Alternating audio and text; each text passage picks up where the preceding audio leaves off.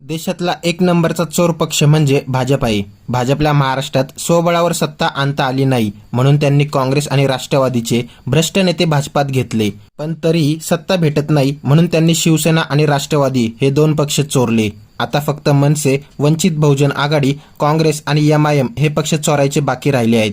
मोदींनी केवळ सत्तेसाठी महाराष्ट्रातील तब्बल 90 भ्रष्ट नेते भाजपमध्ये घेतले आहेत. या भ्रष्ट नेत्यांच्या जीवावर मोदींना 2024ची निवडणूक जिंकून पुन्हा पंतप्रधान व्हायचं आहे. ॲडव्होकेट असीम सरोदे यांनी EVM विरोधात कोर्टात केस केली आहे. त्यामुळं कमेंट करून सांगा, 2024 लोकसभा निवडणूक EVMवर झाली पाहिजे की बॅलेट पेपरवर झाली पाहिजे. किंचाळणाऱ्या देवेंद्र फडणवीसांना सांगायचं आहे की पुन्हा यायचं नाही. नेहमी अक्कलशून्य लोकांना निवडून देणं काय आपण अशी जबाबदारी घेतली आहे? हे काय सांगतात आपल्याला, आम्ही भ्रष्टाचारी नाही, पार्टी विथ डिफरन्स. काही पार्टी विथ डिफरन्स वगैरे नाही. एक नंबरची चोर पक्ष म्हणजे भाजप आहे. मी तर म्हणतो नरेंद्र मोदी, अमित शहा खूप वर्ष राहिले पाहिजे, त्यांना बघायला मिळालं पाहिजे की त्यांची वाताहत कशी होणार. अचानक जे भाजपचे प्रदेशाध्यक्ष झालेले आहे बावनकुळे, त्यांच्या घरी पण कोणी त्यांचं ऐकत असेल असं वाटत नाही. की हिटलरचे लग्न झाले होते पण तो एकटाच आहे किंवा अविवाहित आहे असं दाखवत होता. काही विशिष्ट धर्माचे लोक आपल्या राष्ट्राचे शत्रू आहेत असा हिटलरचा ठाम विश्वास होता. सर्व प्रकारची माध्यमे जसे की वृत्तपत्रे, मासिके यांचा वापर हिटलरने स्वतःचे प्रमोशन करण्यासाठी केला. आता मी हिटलरबद्दलच बोलतो आहे. पुन्हा कोणाला येऊ द्यायचं हे आता आपल्याला ठरवायचं आहे.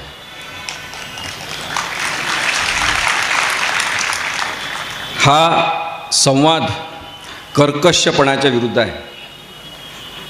किंचाळणाऱ्या देवेंद्र फडणवीसांना सांगायचं आहे की पुन्हा यायचं नाही. बुद्धिजीवी वर्ग वैफल्यग्रस्त झालेला आहे. जे विचार करू शकतात ते अजूनही निर्णय घेण्याच्या परिस्थितीत आलेले नाही आहेत.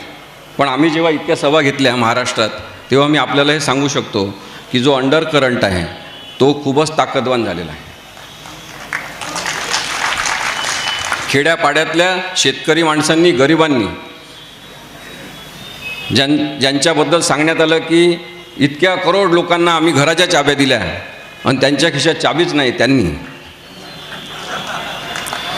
ज्यांच्याबद्दल सांगण्यात आलं की प्रत्येक घरात आता आम्ही उजेड केलेला आहे, वीज पोचवली आहे, पाणी पोचवलं आहे आणि पाण्याचा थेंब पण जिथे नाही, आणि महाराष्ट्रातले असे गावं आम्हाला माहीत आहे जिथे अजूनही वीजही पोचली नाही, त्या प्रत्येक माणसाने ठरवलेलं आहे की यावेळेस नरेंद्र मोदी आणि अमित शहा यांना येऊ द्यायचं नाही.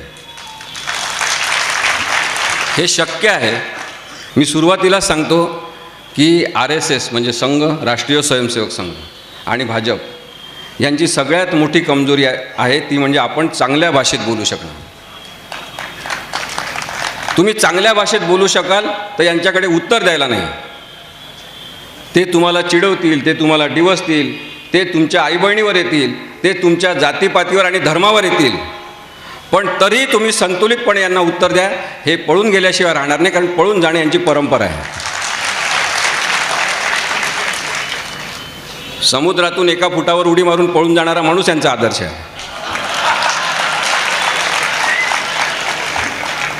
त्यामुळे आपल्याला निर्भयपणे या सगळ्यांचं विश्लेषण करत राहिलं पाहिजे. मोदींना निवडून देण्याचे निकष काय होते विचार करा. काँग्रेसचा नाकर्तेपणा होता, फोपाळलेला भ्रष्टाचार होता, आणि त्यांना कंटाळून ज्यांना आपण निवडून दिलं ते भ्रष्टाचारी तर आहेच, म्हणजे तिप्पट चौपट भ्रष्टाचारी आहे, पण ते धर्मांध सुद्धा आहेत. एक लक्षात घ्या की भ्रष्टाचारी असणं आणि धर्मांध असणं हे अत्यंत डेडली कॉम्बिनेशन आहे. हे विषारी आहे. आणि म्हणून ठीक आहे, काँग्रेसनी चुका केल्या, इतर पक्षांनी चुका केल्या म्हणून तुम्हाला निवडून दिलं, पण तुम्ही जर त्यापेक्षा जास्त, आवाज येत नाही का? मोदी आवडण्याचे कारण काय असं मोदी भक्तांना विचारलं. मोदींनी केलेलं एक चांगलं काम सांगा असं त्यांना म्हटलं तर ते सांगू शकत नाही. मोदी न आवडण्याचे कारण जे आपण शोधण्याचा प्रयत्न करतो तेव्हा दिसते की मोदी हा अत्यंत अवैज्ञानिक माणूस आहे.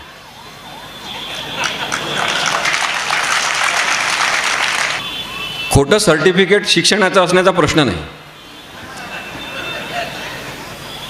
मी मागे पण अमरावतीच्या सभेत सांगितलं होतं की इथे 4था 5वा वर्ग झालेले गाडगे महाराज होऊन गेले, ज्यांना कधी महाराष्ट्राने कधी सर्टिफिकेट विचारलं नाही, आणि त्यांच्या विषयावर आज 28-29 जणांनी PhD केलेली आहे. विद्यापीठाला नाव दिलेलं आहे. यांनी आपल्या भारताचे सगळे पैसे खर्च करून गुजरातला स्टेडियम बांधून स्वतःचं नाव त्या स्टेडियमला दिलेलं आहे. त्यामुळे बुद्धीचा संबंध जिथे जिथे असतो तिथे तिथे आपण पाहिलं तर मोदींना कंप्लीट फेल्युअर आलेलं आहे. नेहमी नेहमी अक्कलशून्य लोकांना निवडून देणं काय आपण अशी जबाबदारी घेतली आहे. त्यामुळे आता आपल्याला ठरवावं लागेल की मोदी आपल्याला आवडत नाही याचे कारणं आपल्याला लोकांना सांगता आले पाहिजे. आणि म्हणून मी पहिलं कारण सांगितलं की ते अत्यंत अवैज्ञानिक आहेत. ते कधी सांगतात की जेव्हा ढग असतात तेव्हा रडारमध्ये ते दिसत नाही विमान वगैरे. ते चंद्रयान जाते तेव्हा हा सायंटिस्ट लोकांना हा ज्ञान द्यायला जातो. शिकलेला माणूस असतो त्याला हे समजत असते की केव्हा आपण बोलू नये हे त्याला कळत असते.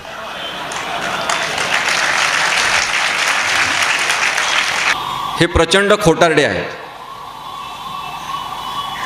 साधारणतः 15 ते 20 वेळा दिवसातून मोठे मोठे खोटे बोलण्याशिवाय यांचा दिवस संपत नाही. याचे पण उदाहरणं मी अनेक देऊ शकतो, पण तो आपला आत्ताचा विषय नाही. मोदी हे भ्रष्टाचारी लोकांचे तारणहार आहेत. खोटे काय बोलले होते हे की न खाऊंगा न खाने दूंगा, आणि खाणाऱ्यांना ओळखून ओळखून आपल्यासोबत घेणं हा यांचा छंद आहे. कृपा शंकर सिंग, मी नावं वाचतो काही. कृपा शंकर सिंग, नितीश राणे, अर्जुन खोतकर, शिवेंद्र भोसले, नारायण राणे, हर्षवर्धन पाटील, छगन भुजबळ, विजय गावित, भावना गवळी, कितीतरी. आणि काही जणांना मग त्यांनी पक्षात न घेता आपल्यासोबत घेतलं. त्याच्यामध्ये अजितदादा पवार, एकनाथ शिंदे, हे सगळेजण आहेत. तब्बल 90 महाराष्ट्रातले नेते जे भ्रष्टाचारी आहेत त्यांना यांनी आपल्या पदरात घेतलेलं आहे. हर्षवर्धन पाटलांनी तर सांगितलं होतं जाहीरपणे की आता मला शांतपणे झोप येते.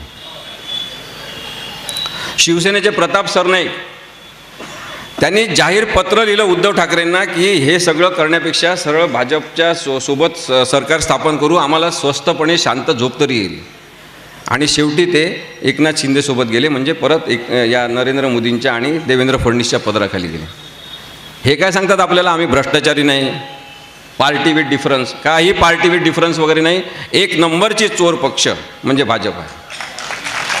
आणि त्यामुळे आपल्याला यांना निवडून देता येणार नाही. सुरुवातीला गौतम अदानीला पाळणारे आणि नंतर आता पंतप्रधानांचीच मालकी अदानीकडे असणारे हे नरेंद्र मोदी आहे. अत्यंत नाटकी आणि नौटंकी माणूस हे आपल्याला माहिती आहे. मग आता हे मी एवढं सगळं म्हणत असताना पंतप्रधान पदाचा मी अपमान केला का? नाही केला. मी पंतप्रधान पदाचा अपमान केला नाही. पंतप्रधान पदावर बसलेल्या चुकीच्या माणसाच्या गुणांचं मी विश्लेषण केलेलं आहे.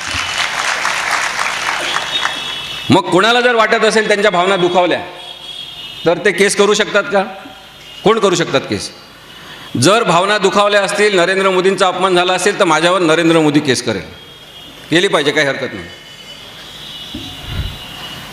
इतर कोणालाही माझ्यावर केस करण्याचा काही हक्क नाही.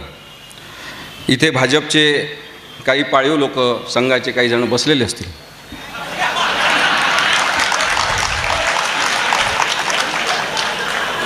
त्यांनी त्यांच्या मालकांना जाऊन सांगावं इथं काय बोललो आम्ही ते.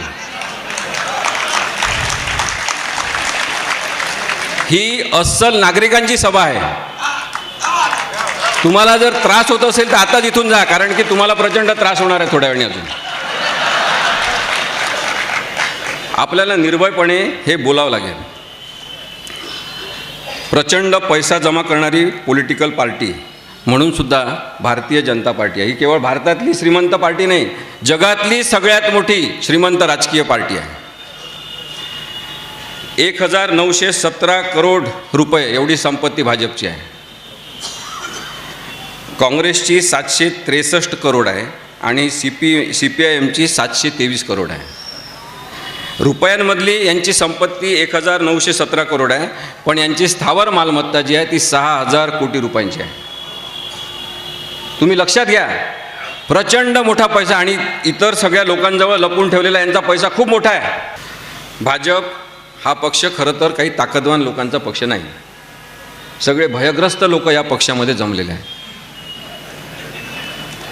आणि भयग्रस्त झालेल्या लोकांचे नेते स्वतः जे भयग्रस्त आहेत, भयानी गणलेले आहेत, अशा प्रकारच्या भीतीने ओतप्रोत असलेल्या पक्षाला हरवणं मुळीच कठीण नाही.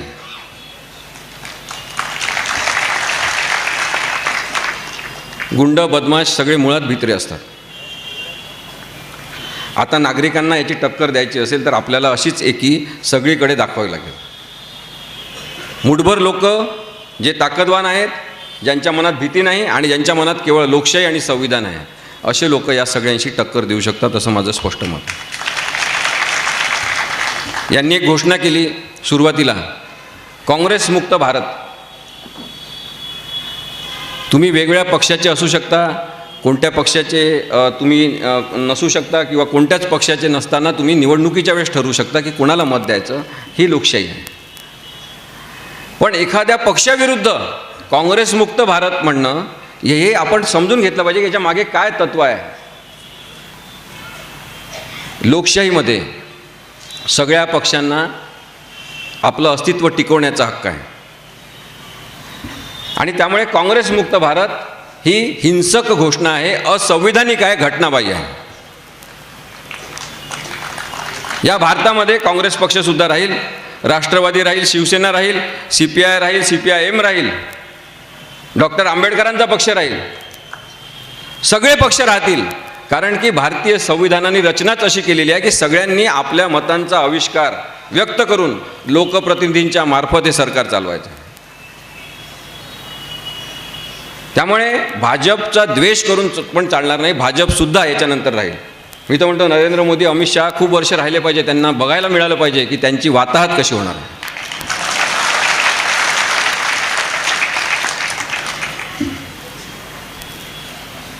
आपल्याला कधी हे लोक भूकमुक्त भारत अशी घोषणा देताना दिसले नाही, बेरोजगारी मुक्त भारत अशी घोषणा देताना दिसले नाही, अन्यायमुक्त भारत अशी घोषणा देताना सुद्धा दिसले नाही. कारण की हे सगळेजण केवळ राजकीय पक्षासाठी जगतात, तुमच्यासाठी माझ्यासाठी जगत नाही. यांच्यासाठी त्यांचा राजकीय पक्ष जगणं, मोठा होणं, हे स्वतः ढेरपोटे होणं हेच महत्त्वाचं आहे.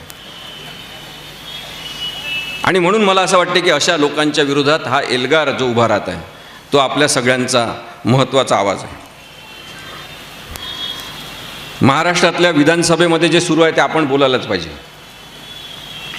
ज्या पद्धतीचं राजकारण इथे झालेलं आहे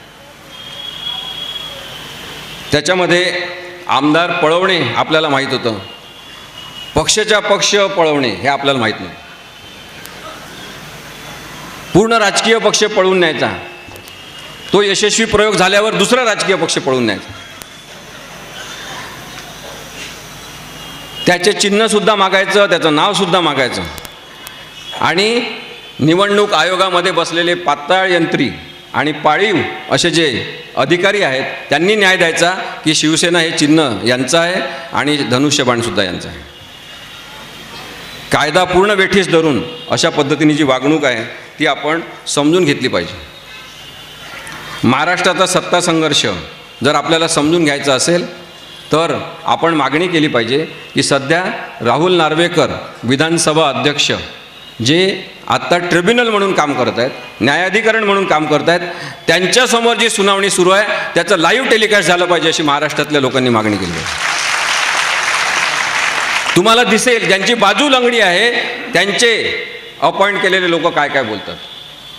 तुम्हाला दिसेल की कशा प्रकारे टाइमपास करण्याचे तत्व वापरण्यात येते. इथे अनेक वकील लोक बसले आहेत, त्यांना सुद्धा लक्षात येईल की छोट्या छोट्या अत्यंत विनाकारण असलेल्या फालतू मुद्द्यांवर 1-1, 2-2 तास आर्ग्युमेंट करावं लागतं. आणि त्यामुळे प्रश्न हा संविधानिक नैतिकतेचा आहे. पक्षांतर बंदी कायदा असं या कायद्याचं नाव आहे, अँटी डिफेक्शन लॉ, 10व्या परिशिष्टामध्ये. पक्षांतर बंदी कायदा हेच जर नाव असेल तर पक्षांतर सोप्या पद्धतीने करण्यासाठी कायदा असं नाव तुम्ही बदलू शकता का? आज एकनाथ शिंदे आणि त्यांच्यासह जो पक्ष फोडलेला आहे सुरत मार्गे गुवाहाटी, आणि त्याच्यासाठी जे चाणक्य म्हणतात स्वतःला देवेंद्र फडणवीस, ते आजचं राजकारण गढूळ करणारे, राजकारणाची अत्यंत विद्रूप प्रवृत्ती म्हणून देवेंद्र फडणवीस आहे.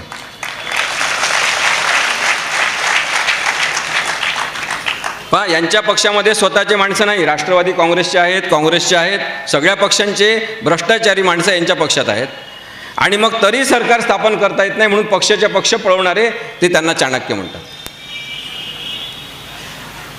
चोरांना किती चांगलं नाव दिलं तरी ते चोरच असतात. संविधानिक दृष्टिकोनातून आपण विचार केला पाहिजे. तर सर्वोच्च न्यायालयाने संपूर्ण निर्णय दिलेला आहे. एकनाथ शिंदे यांची लीडर म्हणून जी अपॉइंटमेंट झाली आणि त्याला राहुल नार्वेकर अध्यक्ष यांनी मान्यता दिली, तो निर्णय बेकायदेशीर आहे असं सर्वोच्च न्यायालयाने सांगितलं. भरत गोगावले यांची जी नेमणूक झाली ती बेकायदेशीर आहे. त्यामुळे 3 जुलै 2022 रोजी भरत गोगावले यांना जे व्हीप म्हणून नेमलं ते बेकायदेशीर आहे असं सर्वोच्च न्यायालयाने सांगितलेलं आहे. अत्यंत सिद्ध झालेली केस असलेली सुद्धा त्याची ओढाताण करून चुकीचा टाईम टेबल फ्रेम करायचा, सर्वोच्च न्यायालयाने त्यांच्यावर ताशेरे ओढायचे, आणि यांनी सतत म्हणायचं की माझ्या कामकाजाचं विश्लेषण सर्वोच्च न्यायालय करू शकत नाही कारण की मी विधानसभेचा सभापती आहे. तेव्हा सर्वोच्च न्यायालयाला सांगावं लागलं की तुम्ही विधानसभेचे सभापती म्हणून काम करत नाही आहात, तर सभापती असल्यामुळे विधानसभेचे अध्यक्ष असल्यामुळे तुम्ही ट्रायब्युनलचे प्रमुख आहात, आणि तुम्ही ट्रायब्युनल आहात म्हणजे तुम्ही न्यायिक एक न्यायाधिकरण आहात, आणि त्याच्यामुळे जे ट्रिब्युनल म्हणून तुम्ही काम करता तेव्हा तुमच्या कामाचं विश्लेषण करण्याचा सर्वोच्च न्यायालयाला हक्क आहे. 10वं परिशिष्ट 1985 मध्ये आलं. कधीही कोणत्याही न्यायालयाने लोकसभेचे सभापती किंवा अध्यक्ष, कोणत्याच विधानसभेचे सभापती किंवा अध्यक्ष यांना कधीच सर्वोच्च न्यायालयाने किंवा कोणत्याच न्यायालयाने डायरेक्शन्स दिलेले नाही. हे एकमेव सरकार आहे ज्याच्यामध्ये विधानसभेच्या अध्यक्षांविरुद्ध ताशेरे तर ओढलेच, पण पहिल्यांदा मागच्या तारखेला डायरेक्शन दिले की कमीत कमी दिवसामध्ये ही केस संपवा. एवढी अवहेलना कधीही भारतीय संविधानाची केली नाही असा हा राजकीय पक्ष आहे जो आता इथे आत्ता सत्तास्थानी काबीज करून बसलेला आहे. आणि म्हणून एकनाथ शिंदे त्यांच्यासोबत पळून गेलेले सगळेजण 43 जण, हे सगळे 43 जण अपात्र आहेत.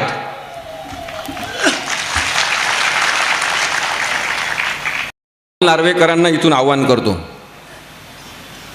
की तुम्हाला यांना पात्र ठरवायचं आहे तर योग्य कायदेशीर कारण देऊन यांना पात्र ठरवून दाखवा. पण यांच्यामध्ये ती हिंमत नाही. प्रश्न हा संविधानिक नैतिकतेचा असल्यामुळे आपण हा प्रश्न समजून घेणं जास्त आवश्यक आहे असं मला वाटतं. त्यानंतर विषय हा वेगवेगळ्या चॅनल्सचा आहे, जे चॅनल्स विकल्या गेलेले आहेत. मीडिया कोणाच्या मालकीचा आहे? मला मगाशी डॉक्टर भेटले, कुठे डॉक्टर मला माहीत नाही, आपल्या अकोल्यातले डॉक्टर भेटले मला. त्यांनी सांगितलं की ते काहीतरी 2014 पासून टी व्ही पाहत नाही आहेत. हां, तुम्ही आहे.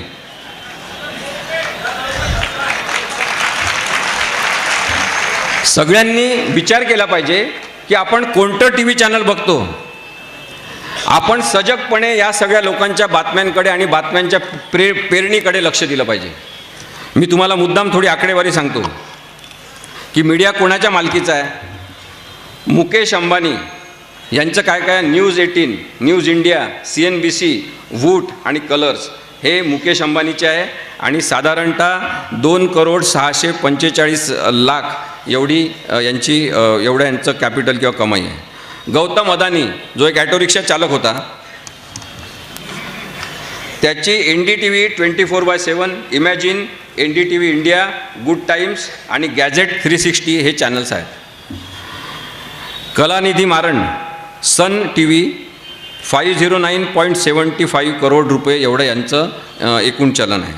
ABP group, Goenka family, G16, Indian express, Jansatta, Loksatta हे गोयंका फॅमिलीचे पेपर्स आहेत. पुरी फॅमिली, 290 कोटी रुपयांचे व्यवहार करतात. इंडिया टुडे, मेल टुडे, आज तक, टी व्ही टुडे हे त्यांचे मालकीचे आहेत. आणि Sahu Jain, times group, MNX, zoom times, ETV वगैरे हे सगळे यांचे आहेत. आता आपण पाहिलं की हे एवढे सगळे चॅनल्स यांनी विकत घेतले कारण यांची नीती अशी आहे की आपल्या विरुद्ध बातम्या येऊ नये. मग यांनी चॅनल्स विकत घेतले, मालक आपल्या ताब्यात घेतले आणि कोणत्या बातम्या दाखवायच्या हे ठरवलं.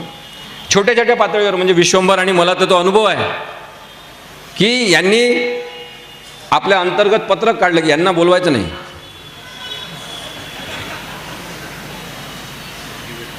डिबेटमध्ये यांना बोलवायचं नाही कारण का हे सत्य बोलतात. यांचं बोलणं लोकांना आवडायला लागलं, यांना बोलवायचं नाही. आणि मग पोपटपंची करणाऱ्यांना घेऊन त्यांनी डिबेट चालवण्याचा प्रयत्न केला, जे आता महाराष्ट्रात सगळीकडे बंद पडले. तुम्ही बघ, अचानक जे भाजपचे प्रदेशाध्यक्ष झालेले आहे,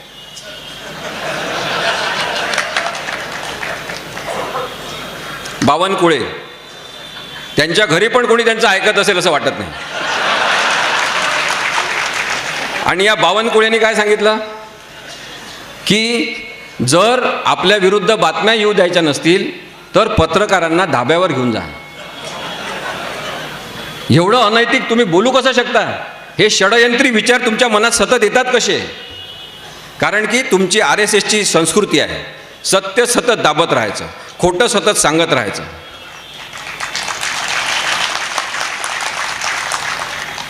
आता एवढे सगळे चॅनल घेतलेले असताना बावनकुळेंना हे म्हणण्याची काय गरज होती? हे म्हणण्याची गरज याच्यासाठी होती कारण की ज्यांनी ज्यांनी ताठ मानेने पत्रकारिता सोडून दिली त्यांनी आपापले TV चॅनल आणि YouTube चॅनल सुरू केले. ग्रामीण पत्रकारिता अजूनही जिवंत आहे, यांना माहिती आहे. ग्रामीण भागातले पत्रकार अजूनही लोकशाहीसाठी बातम्या देतात हे यांना माहिती आहे. म्हणून या छोट्या छोट्या पत्रकारांना सुद्धा घेऊन जा धाब्यावर, जेवायला द्या, चहा प्यायला द्या. ही यांची लोकशाही जर असेल तर आपण हे लक्षात घेतलं पाहिजे की तडजोड केलेला मीडिया हा लोकशाहीसाठी घातक असल्यामुळे आपण यानंतर आजपासून सगळ्यांनी ठरवा, तडजोड केलेल्या मीडियावर आपण जायचं नाही, यांचं चॅनलसुद्धा ओपन करायचं नाही, बहिष्कार यांच्यावर टाकला पाहिजे. सत्ताधारी पक्षाची एक डिजिटल आर्मी नरेंद्र मोदींनी जशी तयार केली तशी महाराष्ट्रात देवेंद्र फडणवीस यांनी तयार केलेली आहे. आणि या पाळीव पत्रकारांना लष्करी देवेंद्र असं म्हणतात.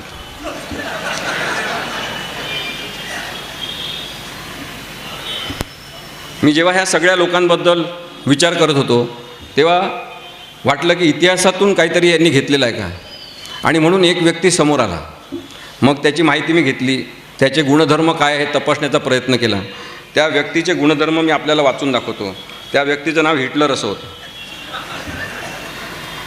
तर हे सुशिक्षित करणारे आपल्याला ठरू शकतात अशा काही फॅक्ट्स आहेत की हिटलरचे लग्न झाले होते पण तो एकटाच आहे किंवा अविवाहित आहे असं दाखवत होता.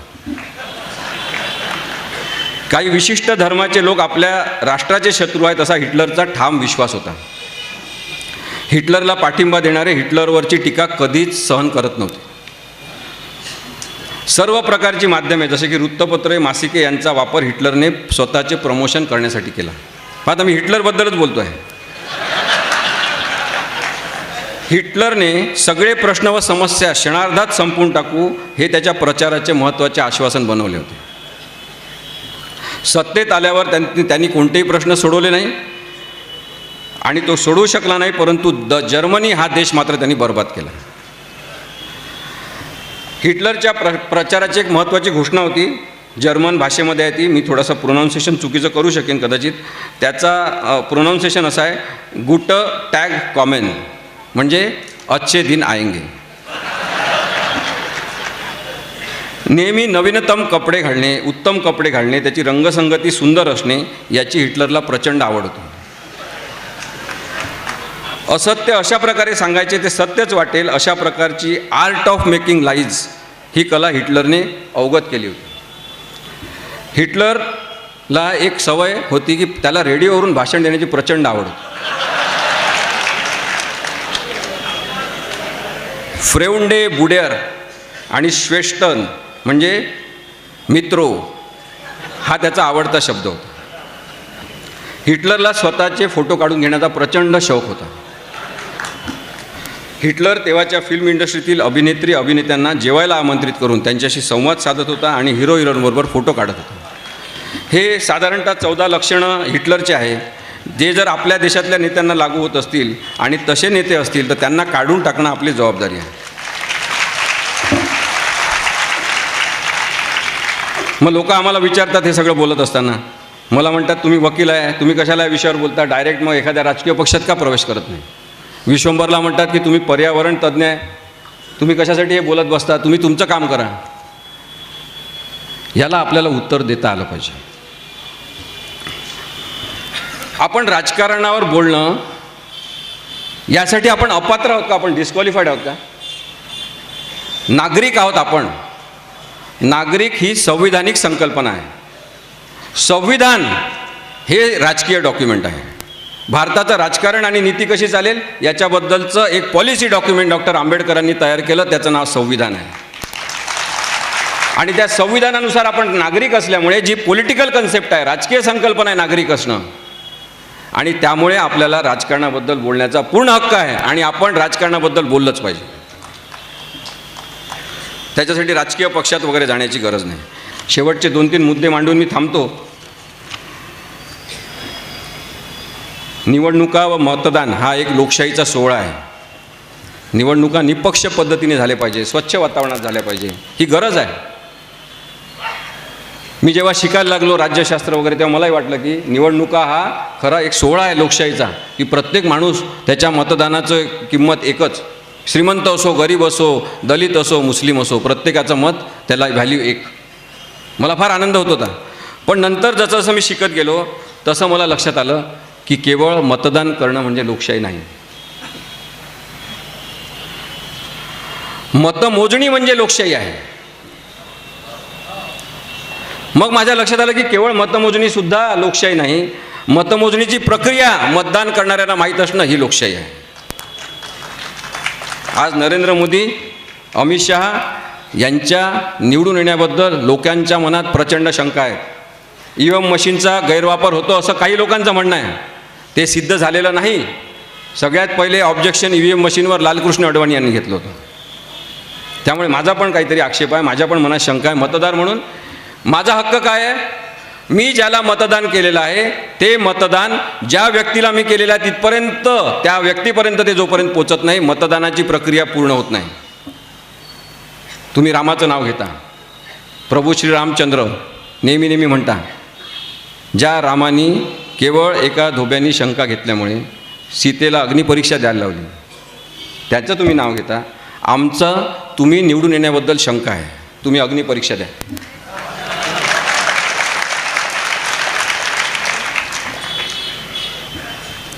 EVMबद्दल आम्ही एक केस दाखल केलेली आहे ज्याच्यामध्ये आपली मागणी आहे, आणि सुब्रमण्यम स्वामींनी पण दाखल केलेली आहे, ज्याच्यामध्ये आपलं म्हणणं आहे की जेव्हा मतदान करण्यात येईल तेव्हा डिस्प्ले झालं पाहिजे नाव, वेळ आणि दिनांक हे डिस्प्ले झालं पाहिजे. अजूनही तशा प्रकारच्या मशीन केल्या नाही. सुप्रीम कोर्टाने सांगितलं होतं की आधुनिकीकरण EVM मशीनचं करा, ते अजूनही हे करत नाही आहेत. आणि मग वेळेवर दाखल केली तर म्हणतात वेळेवर दाखल केली म्हणून आत्ता एक 3 महिन्यापूर्वी केस दाखल केलेली आहे. अरविंद कावठे म्हणतात 2014ला चूक केली, आता पुन्हा ती चूक मी करणार नाही. गायकवाड साहेब म्हणतात लोकशाही जिवंत ठेवण्यासाठी EVM हटाव, देश बचाव. सुप्रिया शिर्के म्हणतात सर्वांनी जागे व्हायला हवे, मतदाराने कुणाला निवडून आणायचे हे अभ्यास केला पाहिजे, वेडेपण सोडा आणि देश वाचवा. राजकुमार भोयर म्हणतात जर का लोकशाही वाचली तर असीम सरोदे व विश्वंभर चौधरी यांचं नाव भारतीय इतिहासात सुवर्ण अक्षरांनी लिहिल्या जाईल व पुढील पिढी यांचे उपकार विसरणार नाही. जगदीश लांबे म्हणतात EVM विरोधात एल्गार पुकारल्याबद्दल धन्यवाद. जयेंद्र पाटील म्हणतात हिटलरचा भारतात पुनर्जन्म तर नाही झाला ना, तपासून पाहायला हवे. व्हिडिओ आवडला असेल तर लाईक करा, शेअर करा आणि अजून पण सबस्क्राईब केलं नसेल तर सबस्क्राईब नक्की करा.